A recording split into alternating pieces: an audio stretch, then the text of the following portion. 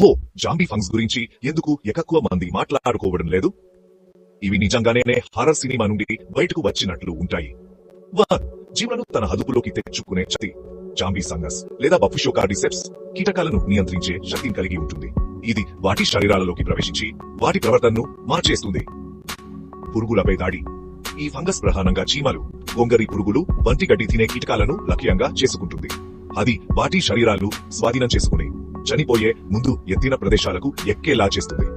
దేశానికి చేరుకున్న తర్వాత ఫంగస్ దాని శరీరం నుండి మూలకెత్తి ఇతర కీటకాలను సోకేందుకు బీజాలను విడుదల చేస్తుంది.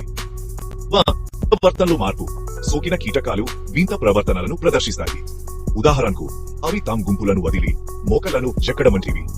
అవి మనసును ఎవరో నియంత్రిస్తున్నట్లుగా అనిపిస్తుంది. శాస్త్రీయ అద్భుతం. ఈ ఫంగస్లు తమ హోస్ట్లను ఎలా మార్చగలుగుతున్నాయో అర్థం చేసుకోవడానికి శాస్త్రవేత్తలు వీటిని అధ్యయనం చేస్తున్నారు.